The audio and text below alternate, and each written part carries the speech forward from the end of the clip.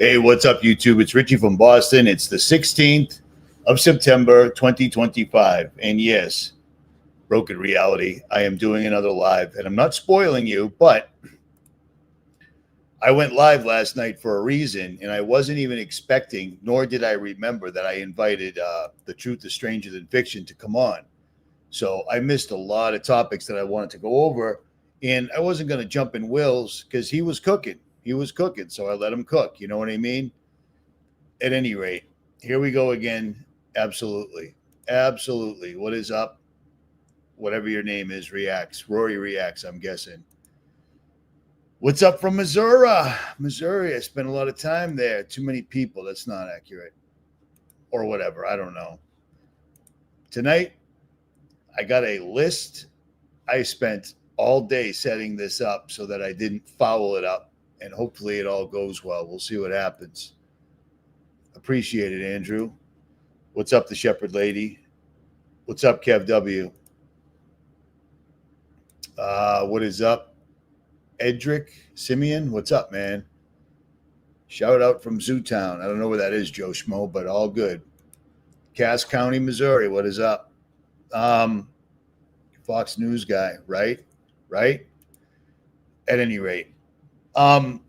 Real quick, I haven't done this in a while because I haven't had one because I gave away all my copies of Confusion and Christianity. I'm going to leave a link below. These are in right now, and I believe the next 10 or 20, they're signed by both me and the author on the inside, for whatever that's worth. You can't see it because the lighting in this hotel is just as bad as the shower head. It's non-existent, but I'm not going to complain because I just did an hour on the mountain bike on the trails out there, and it was phenomenal. So Sly is a Fox Jew News. If something happens in the last hour that I'm not aware of, you're starting to freak me out. It's why I shouldn't look at the comments and I should just focus on what I'm here to present, but I forget. But I'll tell you what, the other day when I reached in my truck to grab my book to do some reading and it wasn't there because I gave it to a subscriber, I've handed at least 40 of those to people personally. So it was good having it there because without it, I've read that book 4 times. I'm going to read it another 4 times, maybe. Creek Don't Rise, Good Lord's Willing. At any rate, let's get into this, shall we? And let me try to not leave a comment up for no reason. What is up, Bear Uden? Kev W. Yeah, maybe. I'm not going anywhere south. I'm not going anywhere near St. Louis. I've been there. I don't know. Listen, let's relax with the questions because you're going to distract me and I'm going to forget what I'm doing. Stream's not stuttering on my end. I'm looking right at it, brother. See what I'm saying? I'm looking right at it. And I'm in a $43 a night hotel. I'm looking at it. So that's on you, homie. At any rate. All right, here we go. First, that's the wrong button. First, let me show you these. This was my first shot. So don't everybody asked me to make hoodies and t-shirts and such again. So I tried. So here we go. I think these are badass, but it was my first shot. What does that mean? Are you kidding me, dude? I just pulled it up and it said these are history. These are history. What does that mean? I just put them up. Well, here's some other stuff. I'll leave a link below, but I do have hoodies that I made, and I made a really awesome one that said, I'd rather wear a tinfoil hat than a blindfold. And it just said it was history. Why would that be? You know what? I can't get into it right now because it's going to distract the stuffing out of me. But this is my life. At any rate, bed bugs, I do. I take steps for that. I'm not new. I get it. All right, here we go. Let's get into this because some crazy things are going down like this. I mean, this is what the entire PSYOP was about, basically. We were talking about that. The memorial continues to grow outside of Turning Point headquarters in Phoenix, Arizona, but obviously concern over the temperature rising about political violence. And we're seeing some of that today. And this, a post on social media from Fox News saying, Justin, a man has been arrested after vandalizing the Charlie Kirk Memorial outside of TP USA headquarters in Arizona. The suspect identified as a 19-year-old Ryder Corral there. So we're also getting this video that I want to show you of some of this because we've been diving into the late. The dude's name is Ryder Corral. I find that odd, but everything about this is odd. And even the way the guy's speaking is odd, but on that I will digress. My point being here is, holy cow, has this one psychological operation done so very many things at one time? It's pretty much astonishing. It's staggering how much damage, because now you've activated whatever those people that consider themselves the left, you've activated them and they're doing stupid stuff. People that'll cut their penises off and call themselves a girl, believe it or not, they're not mentally stable whatsoever at all. But that's what's being unleashed. But the problem is, it ain't just them. It isn't just them. Let me show you something I found so I can get this tab out of the way. This is crazy.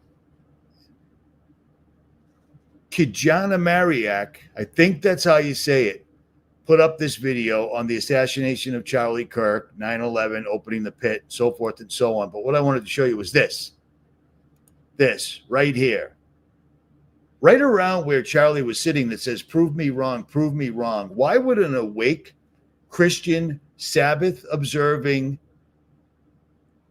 fella like himself have an enormous lightning bolt in the middle of this? For what reason? What advantage is that? Anybody that knows anything about signs and symbols knows that the lightning bolt, I grew up with dudes that have lightning bolts tattooed on them, and they without a doubt absolutely stand for something, and it's not good. But as a biblical reference, a lightning bolt from heaven, Barack Obama, lightning from heaven, Lucifer fell like lightning from heaven.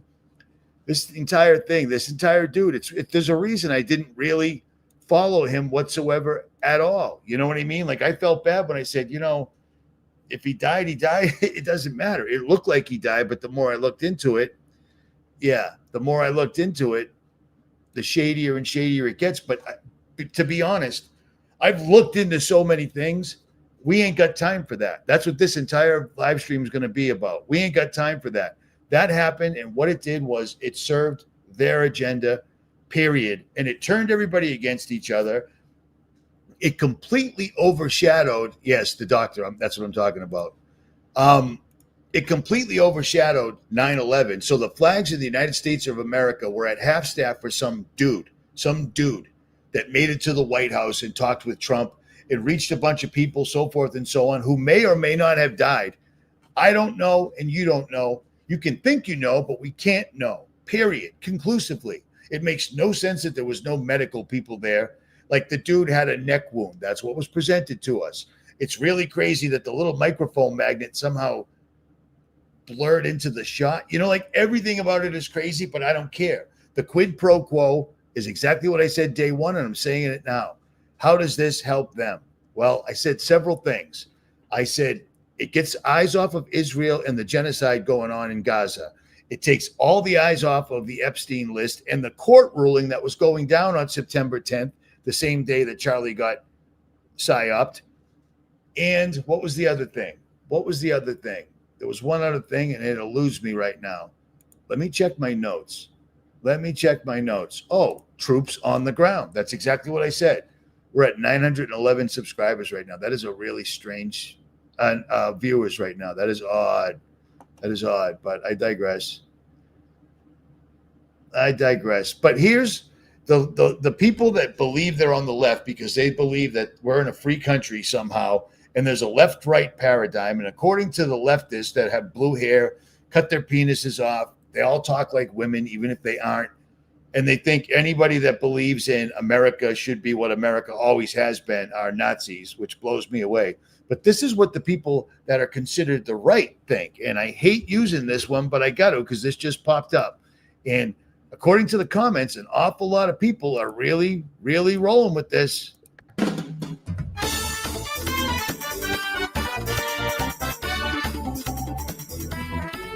This is our quest. This is our mission. It is a holy mission. It is a mission from God.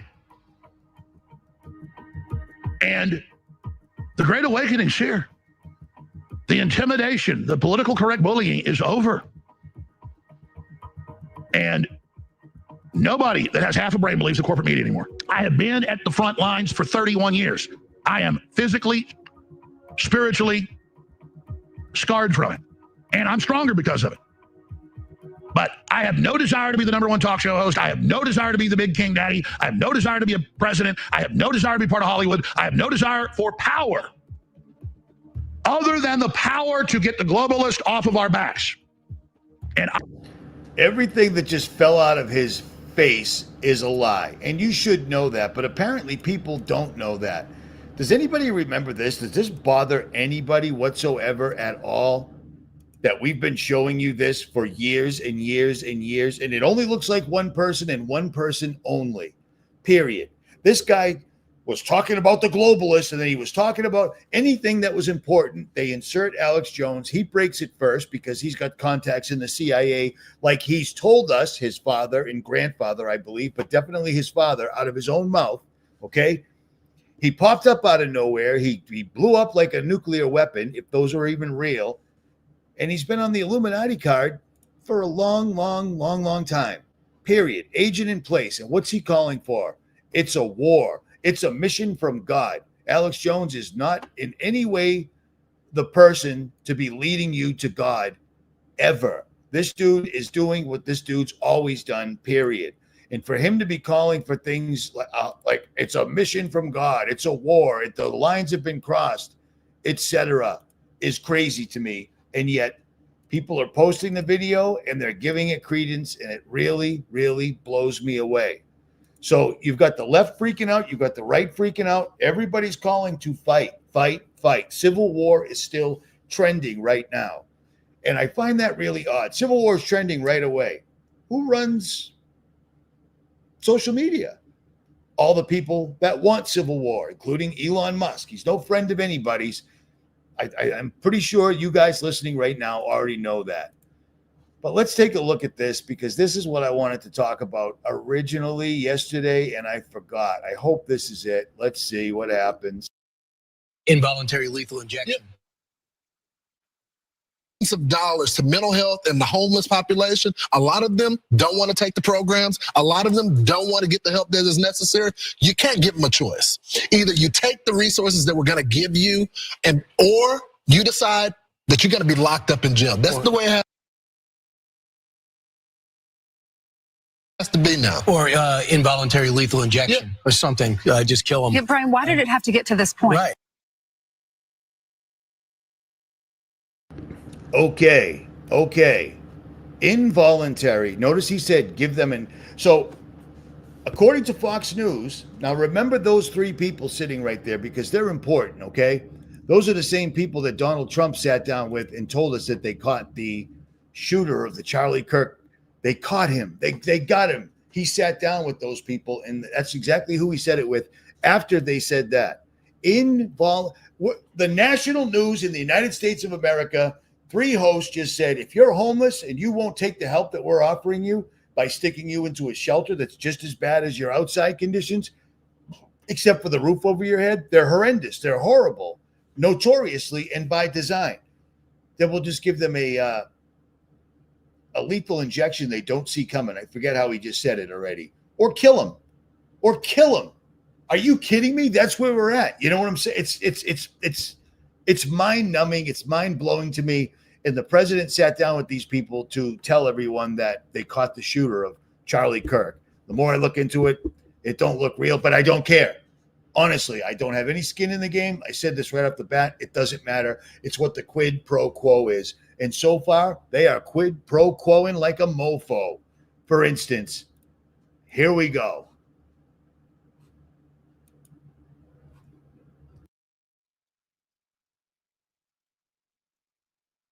24 hours after, when we were still looking for the guy. Do they look familiar? It's the same crew. And look at this guy. He's like, holy cow.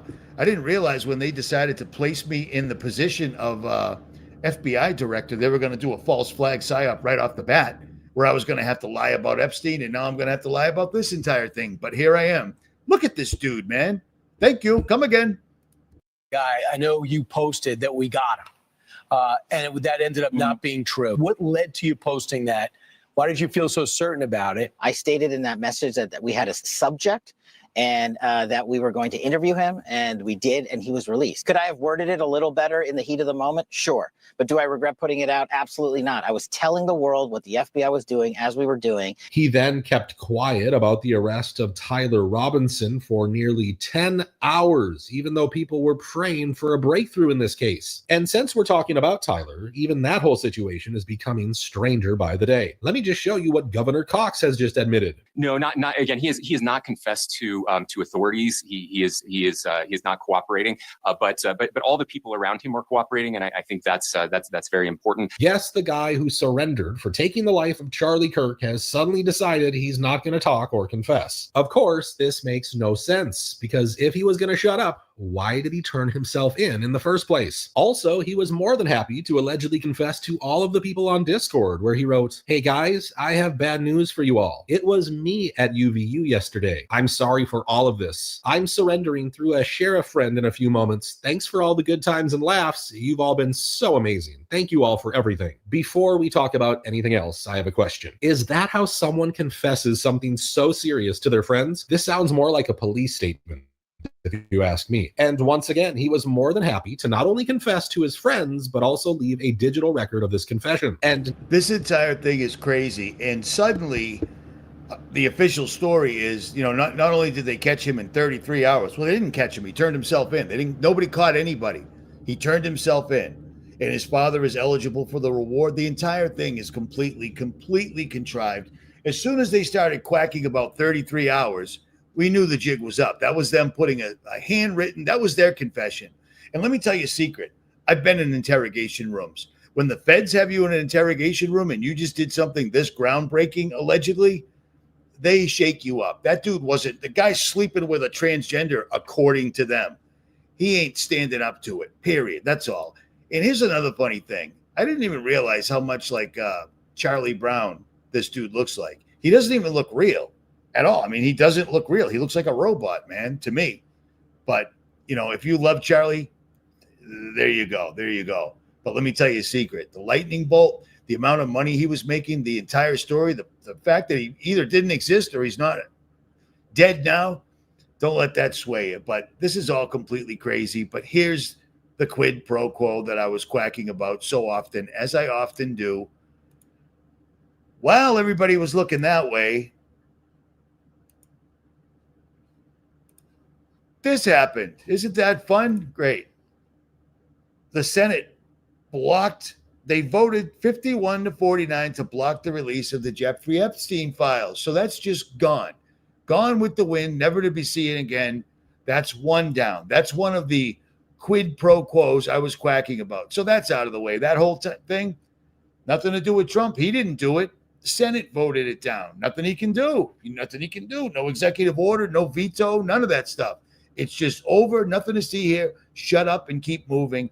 And if you think anything about it, Jeffrey was simply trafficking thousands of lying women and children for himself, period. And Ghislaine's been in prison and literally convicted in a court of law for doing nothing, apparently, for literally doing nothing, according to this entire story. So that's quid pro quo 1. Bullseye. Let's go to quid pro quo 2. It turns out. Hello, I'm Karen Giannoni. We start this hour with breaking news on the Israel-Gaza war. A United Nations investigation team says Israel has committed genocide against Palestinians in the Gaza Strip. The Independent International Commission of Inquiry was established by the UN Human Rights Council in May 2021 and was led by the former Human Rights Commissioner Navi Pillay, who led the tribunal on Rwanda's genocide. The inquiry concluded Israel has committed 4 of the 5 genocidal acts defined under international law. The intentional killing of a group, deliberately inflicting conditions designed to destroy it, causing it serious physical or mental harm, or preventing births. The report also concludes Prime Minister Benjamin Netanyahu, President Isaac Herzog, and former Defense Minister Yoav Gallant deliberately incited genocide.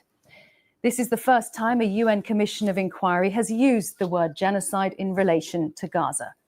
The UN investigators also warned Israel's allies they must act to stop the killing or risk being complicit. Israel has already responded to the report. A foreign ministry spokesperson called it a fake report, saying it relies entirely on Hamas falsehoods laundered and repeated by others.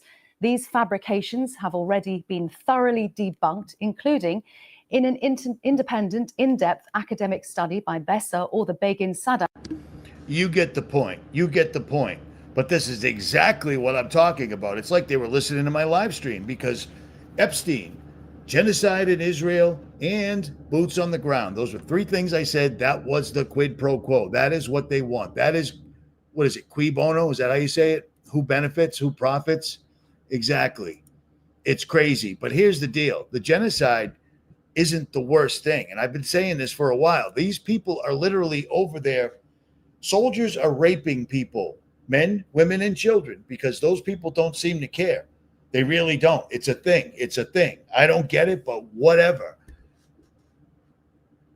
But people were protesting against their own government because they wanted to rape the prisoners. The people, not the soldiers, not the IDF. They already raped them. The people were protesting, trying to break people out of cells because they wanted to rape them. Listen to this. This is how bad it is. This is unbelievably unbelievable. I know. I got a master's degree in master's degrees. Listen to this. Hundreds, if not thousands, of videos of beheaded Palestinian babies and children, Palestinian children with severed limbs, killed by Israel. And not a single corporate media outlet has reported on how Israel has systematically beheaded Palestinian children on a daily basis for the last 15 months. And yet every single one of these Western media outlets was so quick to spread the mass atrocity propaganda in order to manufacture consent for Israel's genocide by repeating a story about an incident which never took place. We have some really disturbing new information out of Israel. The Israeli Prime Minister's spokesman just confirmed babies and toddlers were found with their heads decapitated. I choked up earlier reading this new revelation about 40 babies being killed. Oh my God. And some of them being beheaded. And I was like, how can any human being do that to a baby? So what message does that send? That mythical beheaded babies, because they were Israeli, are to be reported on when the incident never happened. But that Palestinian babies and children, when they're beheaded and their limbs are severed and they're found hanging from trees with half of their body missing, that they are not worth the coverage to report on their experience, on their premature death at the hands of Israel and the United States. Did you know that Israeli occupation forces tied explosives to the body of an 80-year-old Palestinian man who was forced to clear booby-trapped houses, and once they released him, they shot and killed him and his wife? Did you know that Israeli soldiers were captured on film raping a Palestinian hostage? And when news of this came to light, Israeli far-right politicians and soldiers and ordinary people protested outside of the facility where the soldier was being held, demanding that he be released. And in parallel, the Israeli Knesset engaged in debates on the right of Israeli soldiers to rape Palestinian hostages. שיש מי שבפרקליטות חושב שאפשר לבוא ולעצור חיילים על דברים שעושים למחבלי נוח'בה, לא נגמר. אנחנו לא יכולים להמשיך כרגיל. להכניס מקל לרקטום של בן אדם, זה לגיטימי? כן, אם הוא נוח'בה, הכל לגיטימי לעשות. To insert a stick into a person's rectum. These people are utterly vile and disgusting. It really, it's insane. It's insane. And this guy is a hero because he got caught raping them and children. It's just phenomenal, man. It's just clown world. This is beyond war. Things happen in war. I understand. You know what I mean? But these people are reveling in this completely. I mean, they're showing it right here. It's insane, man. It's insane. Check this video out or don't. I'll leave links for it right below. At any rate. Let me get rid of these two. Good to go. Good to go. Sorry. There's a lot going on this side of the thing. I got 7,000 tabs open. I'm in a shitty hotel in Kentucky, and I don't want to lose the live stream. So it's crazy. Absolutely, completely, and utterly crazy. But it gets worse. It gets worse. It gets worse. Listen to this. Now this video, this person popped up in my feed. And I mentioned it to the guy that wrote Confusion in Christianity, and he said it popped up in his feed. And then I talked to Will last night in the live stream, and he said it popped up in his feed. It's a professor from China, and what he's talking about is insane, because what he's talking about is the stuff that I've been talking about. And it's crazy to hear a professor say it, but why is he saying it, and where did he come from? I'm noticing that all of a sudden AI is feeding us a very specific diet of videos. This video just basically backs up everything I've ever said, except it's a professor from China saying it. Today, we are going to discuss some extremely controversial topics. And because this is going to go on YouTube, there are certain words I cannot say. So just to warn you, I will write down these words, but I will not say them, because if I do say them, then I will get censored on YouTube. Today, we're going to look at how evil triumphs. Why is the world so evil? And there's going to be a lot of extremely disturbing topics we're going to discuss. But you're mature, and it's important that we discuss these topics in order to understand how the world works. So let's just bear with him, because it's crazy what he's going to talk about. It's crazy. I couldn't believe it.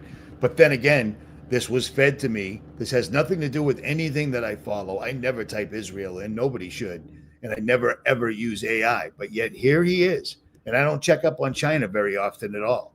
I just find it funny that everybody that I know, that I talk to when I have questions, they all knew who this dude was. And they all knew of him as of a couple of weeks ago, just like me. AI.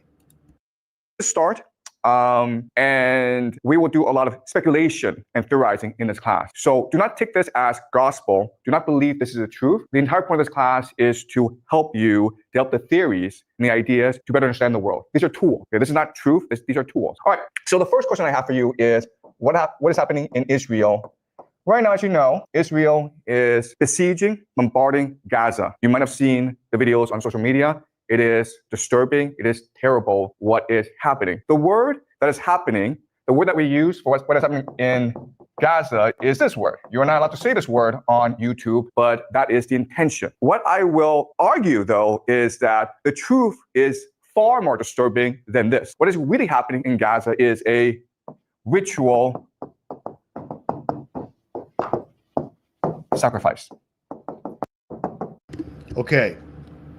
How many times have I said, how many times have I said that what they're doing is they're implementing the New World Order. And in order to do that, Israel is doing its job, which is why everyone can see what they're doing, because they're showing it.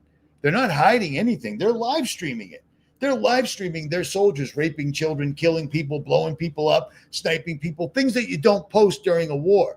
They're showing it on purpose. And I said, the New World Order is rising. They're doing everything they have to do. And the whole time, Israel is providing the ritual sacrifice, because they're doing an enormous, enormous spell that, as far as we know, has never happened in history. They're trying to raise a one world government, a one world military, and a one world religion all at one time. And in order to do that type of magic, you need to have blood sacrifices or rituals. And that's exactly what they're doing right now, it appears. And this happens quite often in human history. If you go back and you look at the real history of humanity, this happens quite often. Some of the most famous examples are the Aztecs. We've dug up temples of the Aztecs, and inside the temples are thousands and thousands of human skulls. So before they went to war, they practiced human sacrifice. They would commit mass murder of their enemies in public. So the Aztecs were really famous for this. The Phoenicians, specifically the Carthaginians. We will discuss them later this semester, but the Phoenicians were also famous for a particular type of sacrifice, which is child sacrifice. The Romans wrote histories insulting the Phoenicians for practicing this sort of sacrifice. But the Romans themselves practiced human sacrifice. What they would do is that after every major war, they would capture all the major leaders, all their enemies, and they would parade their enemies through the streets of Rome. This is something called a triumph. At the end of the triumph, they would gather enemies at the temple of Jupiter. Jupiter is their god. And then they would strangle to death their enemies. That's sacrifice. That's human sacrifice. They didn't call it that, okay? And they sort of disguised it, but we know for a fact that they did do this. So the question for us is, why is it that this happens? Why do the Aztecs do it? Why do the Phoenicians do it? Why do the Romans do it? And why is it today the Israelis do it in Gaza? And remember, okay, what the Israelis are doing is quite horrific because it is really this sort of sacrifice. Why? Because 47%, almost half of the population of Gaza is under 18 years old. So the majority of people who are getting killed are in fact children. What is most striking or blatant about what's happening in Gaza is that we can all see it for ourselves. And it's almost as though the Israelis want us to see it and want us to hate them, right? You can see all over the world, popular opinion is turning against Israel. You have these popular protests all around the world protesting what is happening in Palestine. If they And the strange thing is he made this video 8 days ago, and 15 hours ago, the UN, the United Nations, built by the Rothschilds to be the one world government, the one world military, is literally calling out Israel as committing genocide. So they want us to see this. They want us to understand this, but it will not stop. It just won't stop. This is what they're doing right in our faces to boot. Really want to do this, right? There are actually much more effective ways of doing this. For example, you could just poison their water, or you could poison the air so that everyone in Gaza gets a fast cancer, right? We have the technology to do this. So Israel. We have the technology to do this, he just said. We have the technology to do this. But here's the fun thing that he's missing, or maybe he isn't, but he doesn't mention it, I don't think. They want to see it. They want to see the death. They want to see the ritual. They don't want to see people slowly dying. They want to do it. These people love this stuff. They want to spill the blood. There's a reason that on top of the Knesset, or Israel's Supreme Court, Google it, there's a pyramid on top and a Freemason ritual sacrifice area right there. They're basically, their entire Supreme Court is an Illuminati sacrifice area.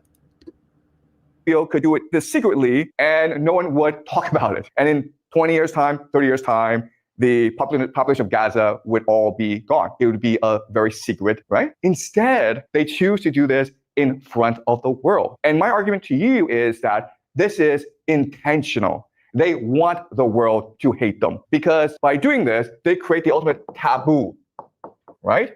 We find this disgusting and contemptuous, so the entire world will unite against Israel. But guess what? That's what their religion wants. In the extreme form of Jewish eschatology, or the religion, they believe that at the end of the world, Israel will fight the entire world and God will help Israel triumph in the end. So what's really happening in Gaza is that there are extremists within the Israel government who want to accelerate the process of the end of the world, where Israel will face the world. And if you think about it, the entire idea of this ritual sacrifice is to unite the Israeli population. And what's extremely disturbing and horrifying about it is that this works. Why? Well, let's use an analogy, okay? The analogy is this. In Chinese history, the most popular military stratagem is to fight with a river behind your back. You guys have heard of this strategy, right? Where, okay, an army is losing, okay? It's being scattered by the enemy. So what the general does is forces the army to retreat to a river. And now with the river blocking your escape, you have a choice. You can either drown in the river or you can fight to the death. And most soldiers will choose to fight to the death. And so. Okay, that's all I wanted to show you on that. I left links, but here's the deal. Remember this. I'm showing you this for a very particular purpose. I just found it amazing that this dude popped up and that he's a professor. I looked him up. He isn't a professor. And he's saying the exact same thing that I was thinking myself. And I was thinking that just by looking at what was happening. It was pretty obvious.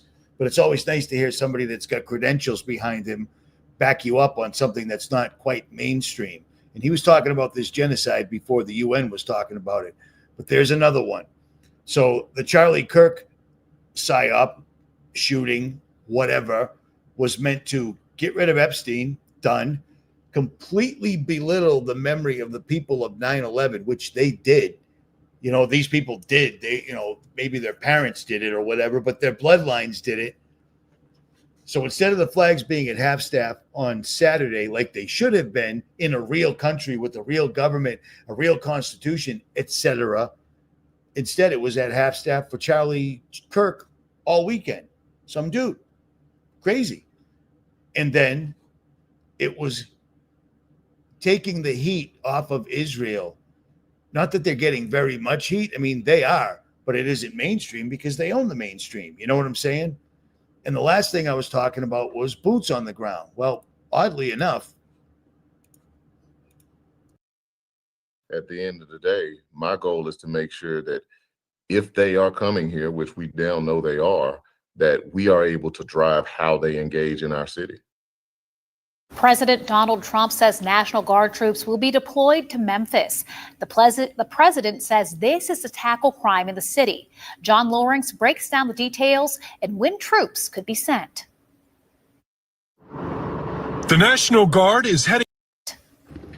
let's take a look at the footage they give us of Memphis, shall we? Just real quick. Notice anything weird? Because she didn't say 33 at least, but hey, look at that. Isn't that crazy? Maybe that's where our new God will come from. Memphis, Tennessee.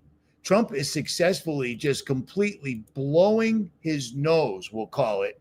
You can think of some other things with the Constitution. Everybody, it amazes me watching people that seem like they know what's going on, and then they'll talk about the left-right paradigm, and I'm like, whatever. And then they'll talk about, but it's against the Constitution. Do you remember the last time I made hoodies about 11 years ago, and all they said on them was Smith-Mundt Act repealed? The Smith-Mundt Act was put in place by our government to protect the American people from our government from using propaganda against us. And our government repealed it. And people like Trump will fix it. No, are you out of your mind? Are you out of your mind? Trump's not going to repeal anything. And if he does, he's just going to do it. It's going to be chin music. They're still going to do exactly what they're doing now. Because back when Obama was pushing propaganda, it ain't nothing like we got propaganda now, man. You know what I'm saying? It's completely crazy. A dude gets shot in front of a huge crowd of people, and we can't even tell if it's real or not. You know what I'm saying? We can't. One way or the other, we can't. I don't believe it was, but I don't know. I don't know. And again, I don't care. The quid pro quo that I just talked about 4 days ago have all happened. Every single solitary one of them have happened. Troops on the ground, troops on the ground, troops on the ground for crime they allowed to happen. See, I don't know how old everybody in the chat is, right? I don't know how old everyone in the chat is. Jade Helm has nothing to do with this, dude. We're so far past that. Jade Helm was testing days a million years ago. Jade Helm was the first time I ever got in my truck and drove from Massachusetts to Jade Helm because I was sick of everybody online talking about it. And I'm like, has anyone ever actually been to the area? No, I live in my basement in Georgia. Or I live in my basement in California. I went there. Jade Helm was simply using special forces soldiers on the ground, seeing if they could elude AI through all the different cameras that were already up. And the soldiers did beat it. Not all of them. It did find some of them. I'm talking cameras at the gas stations, cameras at the ATM, cameras on the street lights, cameras in front of the bank, security cameras. We've got 100 times worse cameras now. So that's not even a thing anymore. That was simply a test. Nothing more, nothing less. But what do I know? I was there, but whatever. These guys are not going to stop no matter what. You know what I'm saying? And there's nobody going to be stopping them because everybody's looking in the wrong direction. While everybody's trying to figure out what the black dot was doing, I don't care. I'm watching what's happening right now, and things are happening on the ground really bad, and everyone's looking the other way for some reason because I guess they just got time like that. When you see me on a computer, that's when I'm using a computer. Otherwise, I'm outside, away from technology as much as humanly possible. I'm trying to live my life the best I possibly can. I'm trying to connect with nature, trees, and other people. I've never even heard of another YouTuber that's met as many of their subscribers face to face as I have. Do you see what I'm saying? But whatever. On to the next one. Hold on, because I forgot which one it was. All right, this is crazy. This is crazy because this falls into the category of literally getting rid of all the migrants that they flew in and brought here to the United States. Flew in. They didn't jump over the border, but listen to this. When it comes to Israel, who has given him over $230 million, Trump keeps his promises. For simply writing an op-ed article on the Israeli of Gaza, Rumeysa Öztürk was kidnapped off the street by unidentified plainclothes federal police.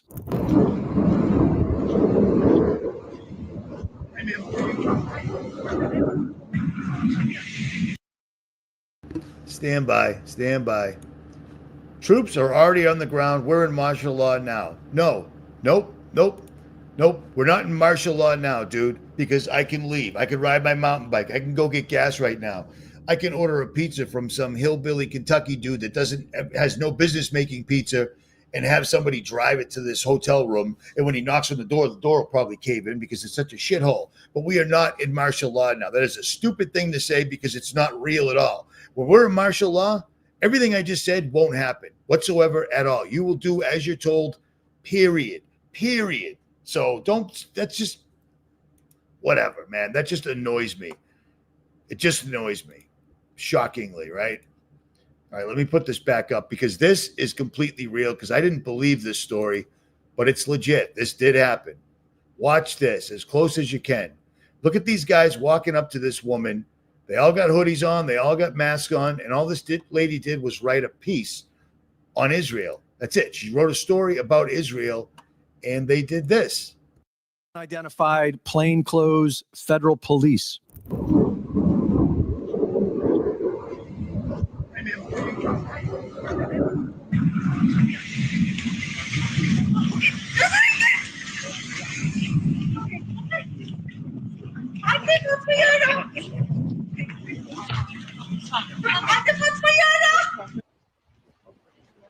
You guys covering your faces? You want to take those masks off?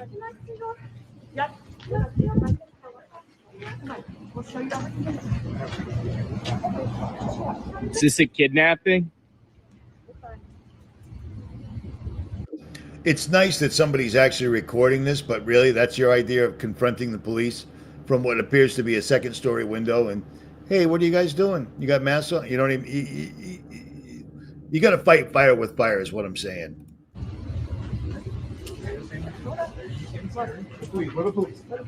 Yeah, you don't look like it. Why are you hiding your faces?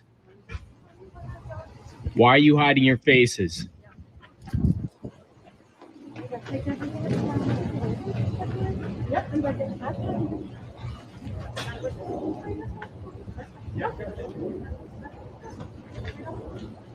Can I see some faces here? How do I know this is the police?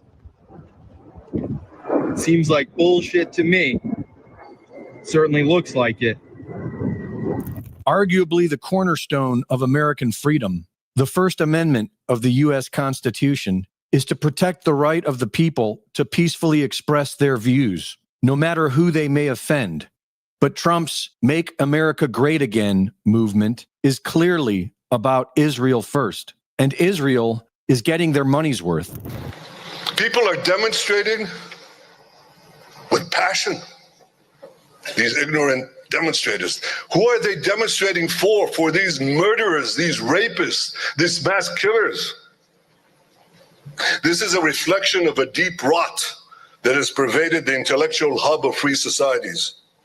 And this vilification of Israel, the Jewish people, and Western values has been propagated by a systemic alliance between the ultra-progressive left and radical Islam. It must be resolutely fought by civilized societies to safeguard their future.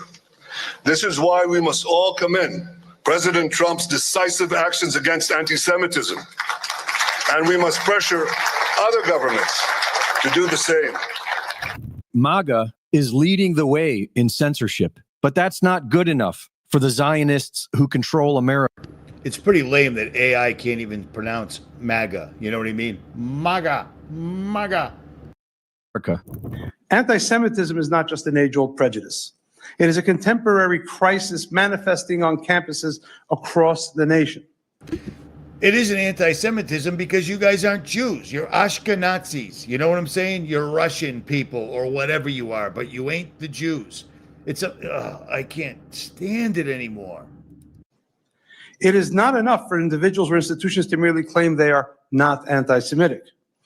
As my father once taught me, it is not enough for people, especially public figures, to be neutral or not be anti-Semitic. One must be anti-Semitic. We must demand the same of our universities and government institutions.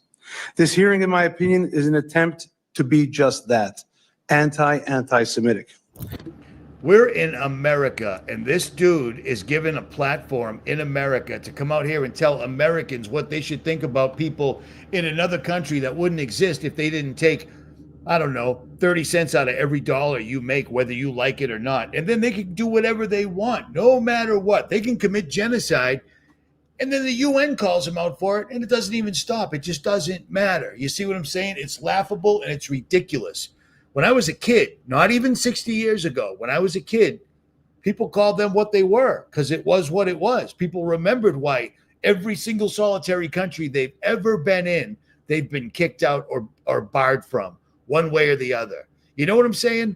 If it happens one time, well, maybe that person was an asshole. It happens twice, maybe you're both an asshole. If it happens 2,000 times, you're the asshole. And now we're going to be anti-Semitic, and Trump is 1,000%. I know that's not mathematically accurate, but you have to remember, I have a master's degree in master's degree, so I can't explain the math because it's just so high level. I'm sorry, but it is what it is. What are you going to do? But it's unbelievable that this is even a thing. This is even happening on our earth, man.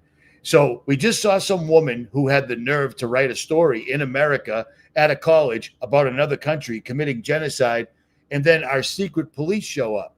The cops show up just like burglars. My first instinct, a bunch of dudes start surrounding me with masks on that don't have their ID out and their badge out like they're supposed to in the United States according to the Constitution. There's going to be trouble because someone's trying to abduct me, and I ain't having that. I ain't going with anybody ever, period. And they just scooped that woman up, and the only thing that happened is somebody from a second floor window said some words. He got a little more aggressive the further away they got, but nothing happened. Nothing changed. It's crazy, man. It's crazy. So it's happening. The lockdown, the secret police, the Gestapo is in full effect, in my opinion. And then you got this dude. Correct. I am now about to launch Gideon, America's first ever AI threat detection platform built specifically for law enforcement. It scrapes the internet 24/7 using an Israeli-grade ontology to pull specific threat language using an Israeli-grade ontology, using an Israeli-grade ontology to pull specific threat language and then routes it to local law enforcement. It's a 24/7 detective. It never sleeps, and it's going to get us in front of these attacks. Would it have picked up on this, do you think? 100%. I wish my program would already be up. We're not launching until next week. I've got a dozen agencies on board, Trace. I just unloaded a major Northeast agency with over 2,700 sworn. This is America's early warning system. Unbelievable. You already know about this, but I'm putting this up because it's germane. And if you see, people didn't see my live stream when I talked about this last time, I want to talk about it again because he's saying this will be up in a week. He said that a couple of weeks ago, but the fun part about this is I found another YouTuber who I actually find he's a kid from the inner city. He's not exactly like me, but he's actually following the same topics as me, except he just doesn't see the entire truth. He's waking up. But he posted a video about some rapper in Chicago that allegedly got whacked by the police, which happens. And he showed some paperwork from 2015 that I found really interesting because according to them, the Department of Pre-Crime isn't up and running yet, but this is from 15 years ago. 15 years ago, and he spills the beans and doesn't even know it.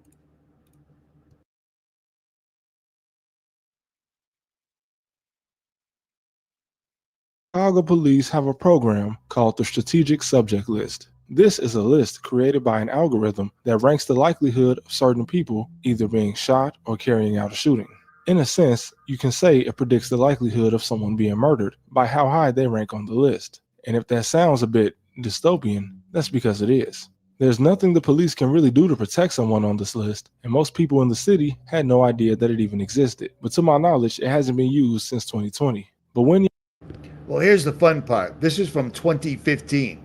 This happened in 2015 where they were already keeping track using an algorithm. That's pre-crime. That's Gideon. Already up and running for over 10 years. They never show us technology. They never talk about technology. 10 to 20 years, maybe 150 years. I don't know. You don't know. Nobody knows. But this was already up and running in the Chicago data portal. It's in the portal. But this kid ended up getting killed, and apparently by the police. So I like this channel, Trap University. He just isn't fully awake. He still thinks, he doesn't want to be he doesn't want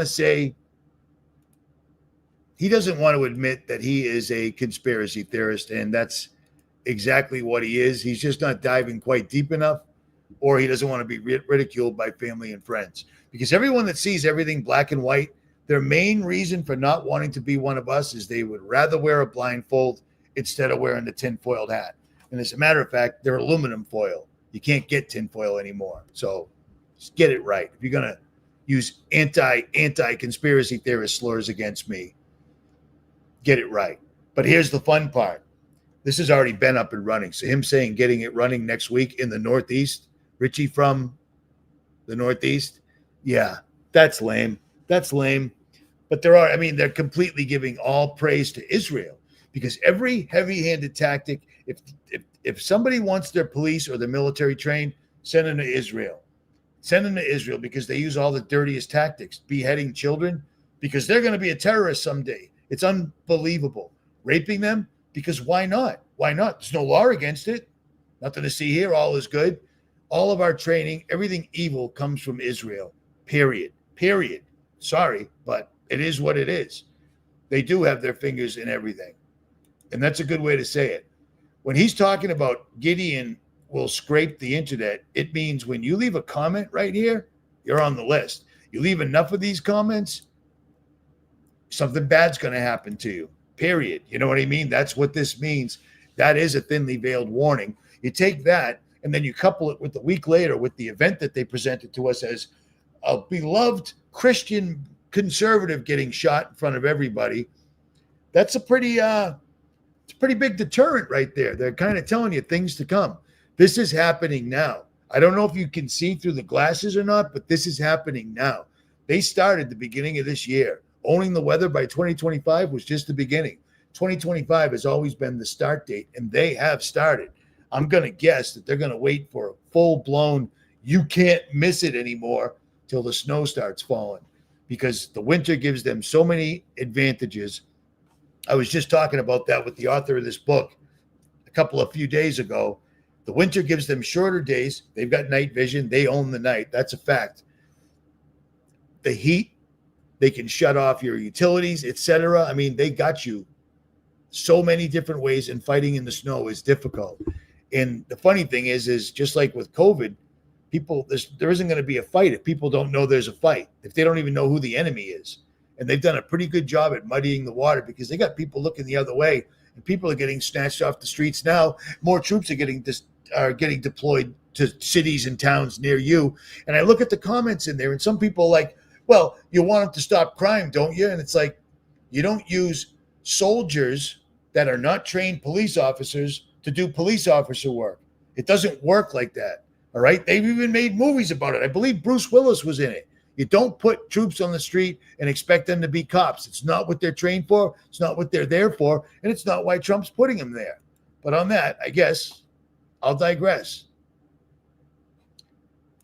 Let me get rid of this. Let's go to this, because this sucks. Regarding the president's efforts in Washington, D.C., do you have any specifics about how homeless people will be dealt with, where they would be moved to? What does this look like? I do, yes. And it's an important question, so thank you for raising it. The Metropolitan Police Department, with the support of the new federal agencies who have been surging on the streets of the District of Columbia, are going to enforce the laws that are already on the books here in Washington, D.C. For far too long, these laws have been completely ignored, and the homelessness problem has ravaged the city. So D.C. Code 22-1307 and D.C. Municipal Regulation 24-100 give the Metropolitan Police Department the authority to take action when it comes to homeless encampments. So homeless individuals will be given the option to leave their encampment, to be taken to a homeless shelter, to be offered addiction or mental health services. And if they refuse, they will be susceptible to fines. Lethal injection or being killed. Same news, Fox News, same station. Just say it, lady. Just say it. lethal injection. I forget how he said it, but it was secret lethal injection or killed. And the guy didn't lose his job immediately because he's not going to lose his job. Or if he does, they'll just give him a different job someplace else. But this is going down now. But for some reason, they're focusing on the homeless. And it's crazy because, I mean, it's not like they're the ones creating the homeless problem, right? They're not the ones that spread it. They're not the ones that flooded the country with drugs back in the early 80s. Actually, yes, it was them. They're not the ones that all became millionaires, because you want to be a millionaire, be a politician, because check the records. Check what they spend. You want to spend a day looking down threads?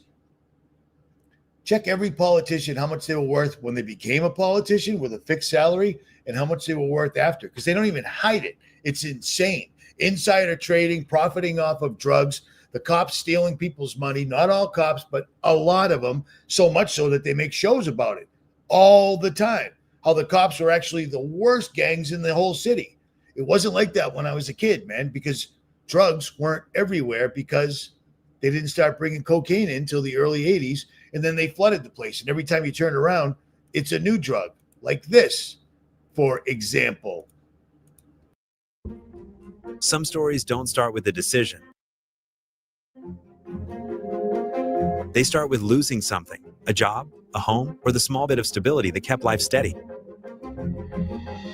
In Colorado, more people than ever are ending their days without a place to come back to. They pitch tents by the river, find shelter behind library walls, or try to rest on a bus terminal bench. Some are on their own, others have children by their side. All are simply trying to make it through. I've had 2 or 3 men one night that were circling my tent, and I know that they were men because I could hear them talking and stuff like that. And they were circling my tent, trying to figure out how to get me out, and they were, pulling on my tent and everything else.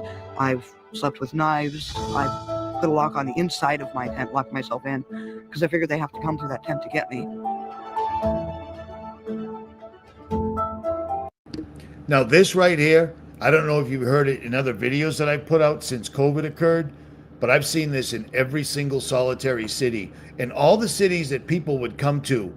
If you were not from America and you wanted to come to America to see some of the amazing sights and some of the amazing cities, Los Angeles, San Diego, places like that, they're absolutely everywhere. And what happened during COVID, I've mentioned this many times, I've never seen so many people in their mid to late 60s or older that aren't your traditional homeless people. The guy that drinks all the time, he stands there with a sign.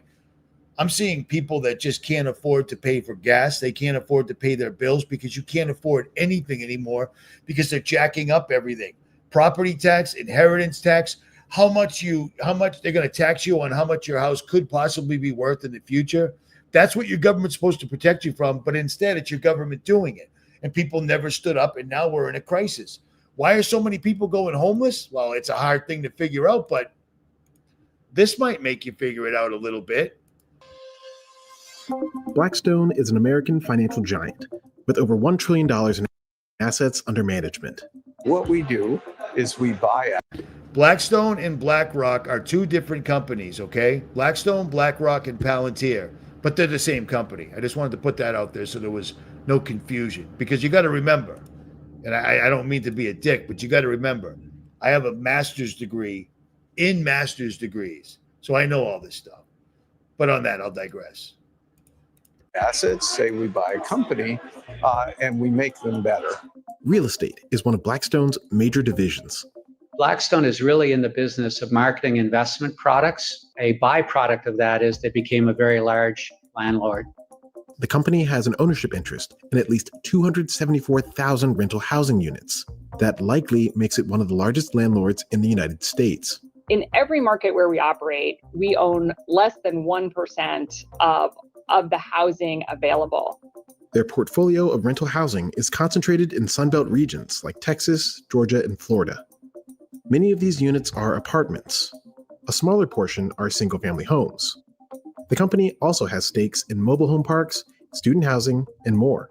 I have to give them credit because they went after like apartment housing and sort of residential housing, as opposed to going into malls or retail side of the business, which has really just struggled. Rents keep rising in many parts of the U.S., particularly major cities that aren't building enough housing. As a result, some cities are considering policies that protect tenants from rent hikes. If these measures pass, they could affect Blackstone's bottom line. I just think that it's time for the landlords to accept that they can't always make as much as they would like. So, how did Blackstone become one of the largest landlords in the United States?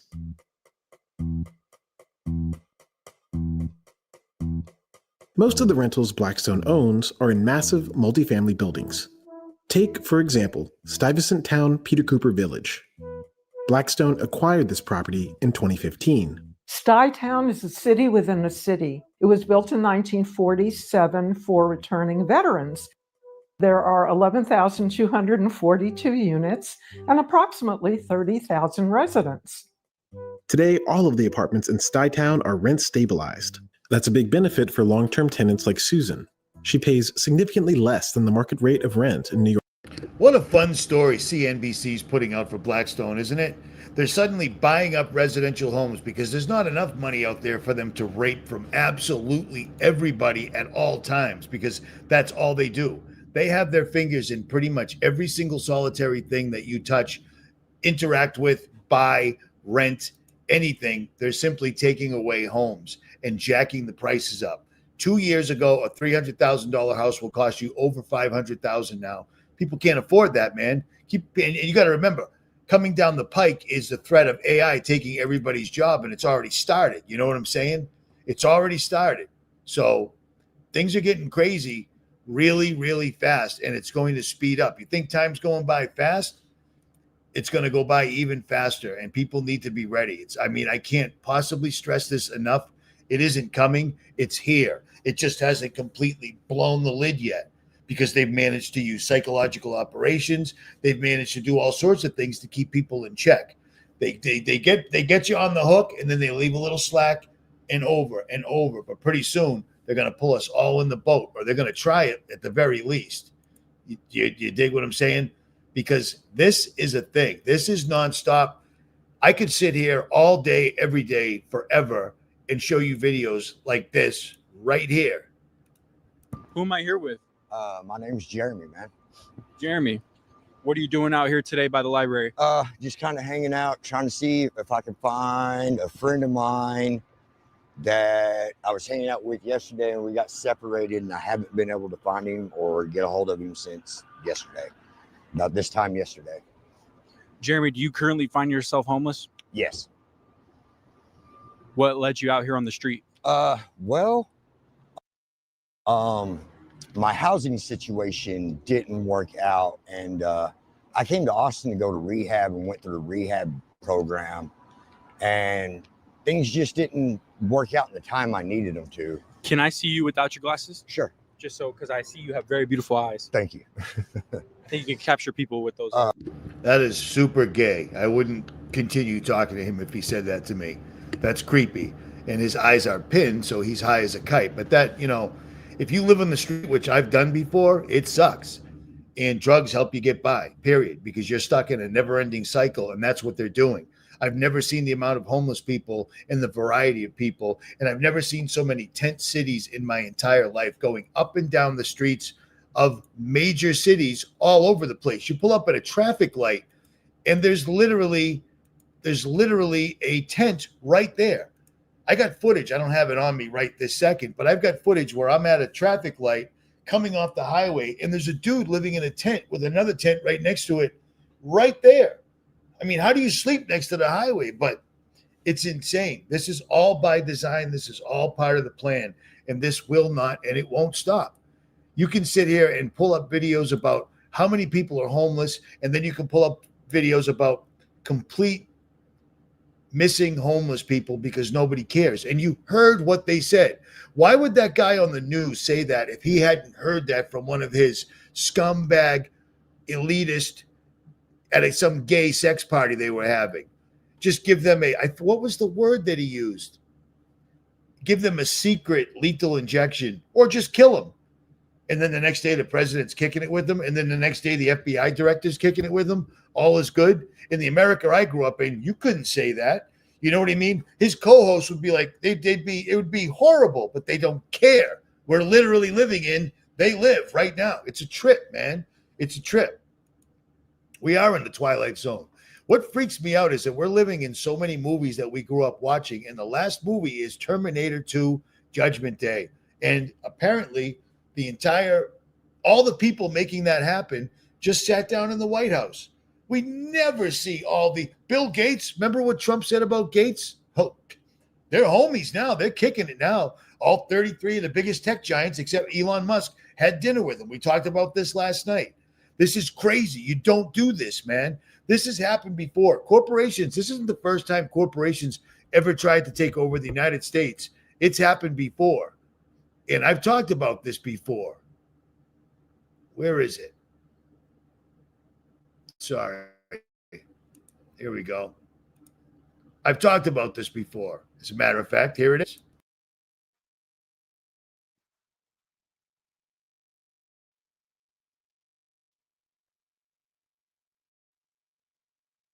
I paid for the professional version of StreamYard. It's still really difficult to use. It takes longer than it should, but let me show you some stuff here. Maybe you know this, maybe you don't. This is going to be an early Saturday morning half-ass history lesson by Richie from Boston for all you folks in the comment section right now. It's early. I find it comical that I'm bitching about StreamYard way back then, and I'm still using it now, or I just started using it again. I didn't use it the entire 5 years I was kicked off the internet, but I'm using it again, and I still don't know how to use it, but I digress. Master's degree in master degree masterology. Remember that. Early. It's early. I don't dig early. Early's early. I'm not a morning person, so stand by.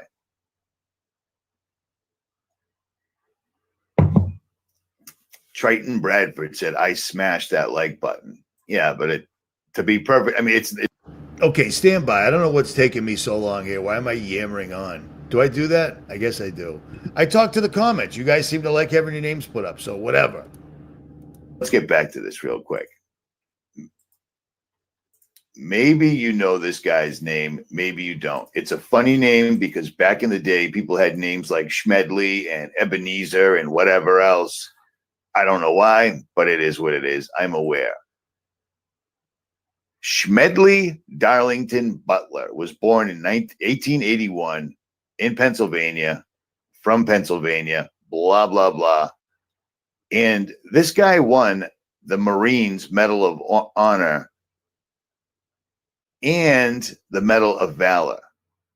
He was cited by the President of the United States in the name of Congress, takes pleasure in presenting the Medal of Honor. Do you know how hard it is to win a Medal of Honor or a Medal of Valor? It's no joke. It's no joke. Long story short, this guy was a stand-up dude. This stand-up dude was approached by lots and lots and lots of really rich guys. You know what I mean? You see these people. Look at them. Look at them. Let's take a look. Let's do a comparison. You see these guys right here. You see these guys. This guy looks like a rat with no hair. Compare him to, for instance, what I look like. I look like a normal dude, I think, right? These guys look like, I don't know, people that have absolutely zero issue killing other people for money, people that don't care if you can't make your mortgage, people that will cause the problem that causes you to not be able to pay your mortgage and then swoop in and take your house. Even if your house just sits there and becomes a dilapidated mess, they don't care. They're scum. I find it odd that way back then, this has to be at least 4 or 5 years ago, because I was live streaming. I find it odd that I was talking about these people swooping in and taking your houses. And that's exactly what's happening now. But again, I digress. Of the earth, and they've been in charge forever. Long story short, these guys approached Smedley Butler because this guy was a badass, high-speed, no-joke Marine, and they wanted him. You see how I have to keep switching screens? This sucks, StreamYard, $249 a year. This sucks that I have to do this, but whatever. These rich, heartless, scumbag, deal with the devil assholes approached this guy and said, hey, Smedley, We have the means and the money. We want you to command a force of 100,000 veterans and take over the United States government. That's a historical record. It's slowly being coerced and erased because everything is, but that's a true story. I really wish I would have taken down this comment. See what I do? I put a comment up and I forget about it completely. It's annoying, but whatever. It's an absolute, total, true story. This guy was approached by these scumbags, the same scumbags whose sons, grandsons are still in power to this day, still doing exactly what they approached Smedley to do. They wanted to take over the United States government. Smedley, stand by. Smedley, I just love the name. Smedley did the right thing and blew their cover. He went to the president. He told the president what was up, and the president did absolutely nothing. No arrests, no nada.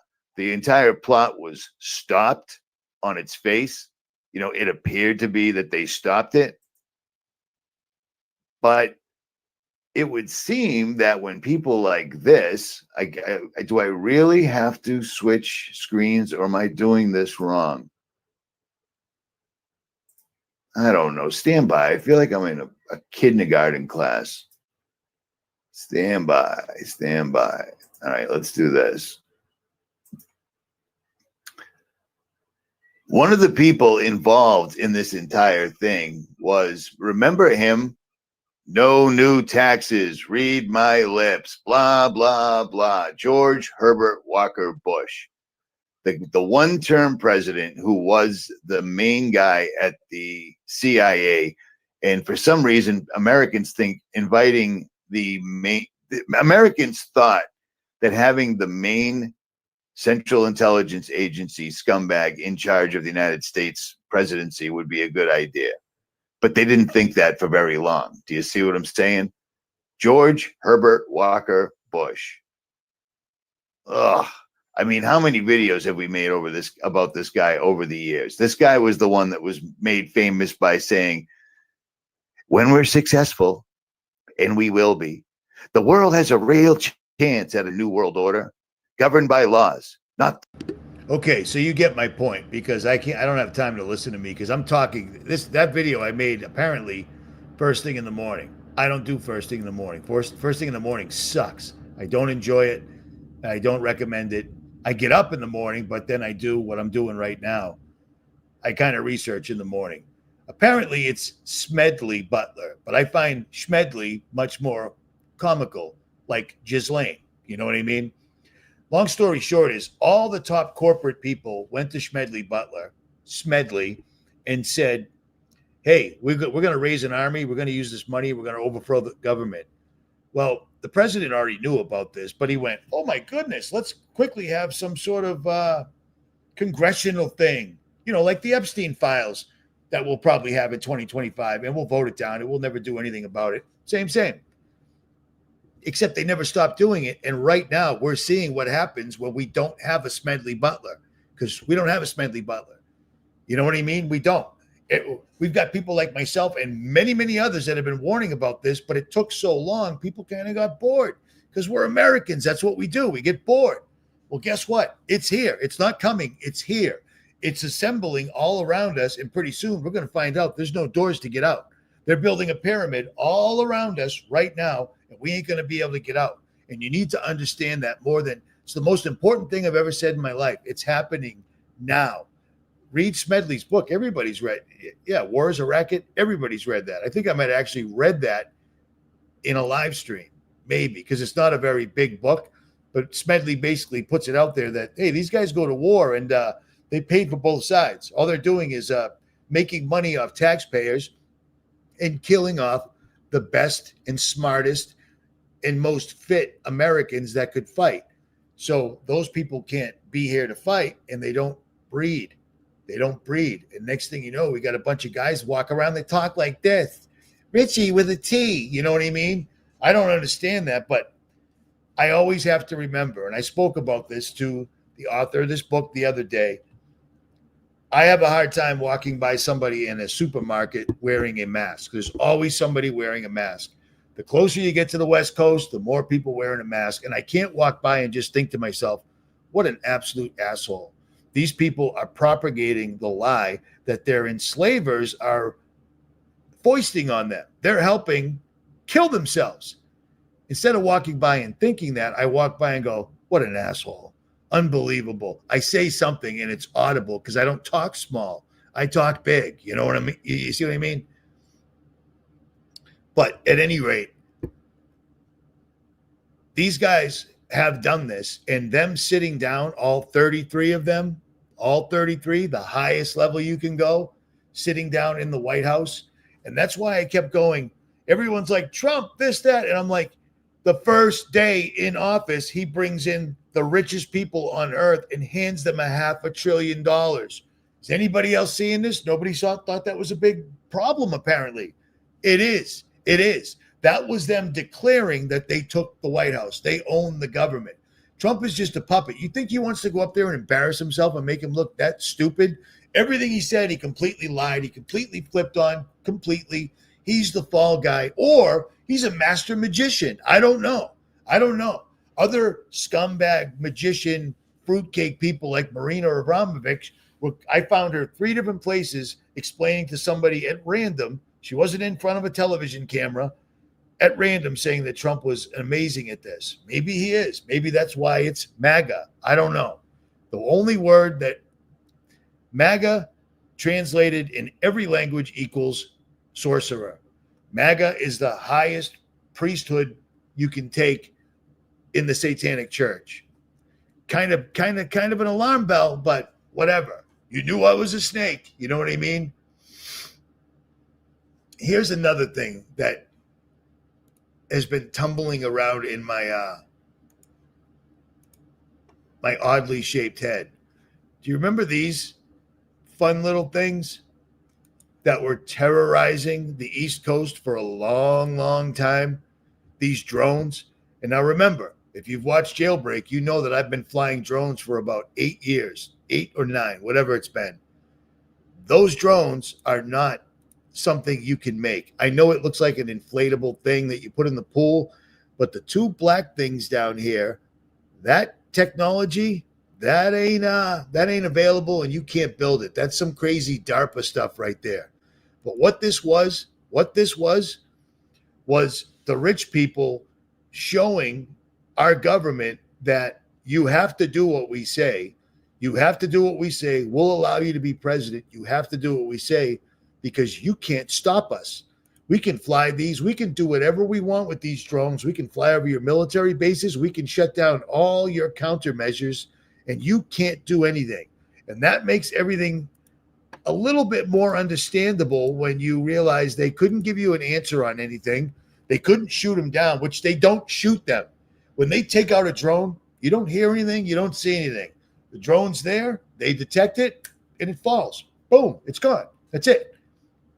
These drones were terrorizing the East Coast for months and months and months and months, and they couldn't do anything about it. Remember that?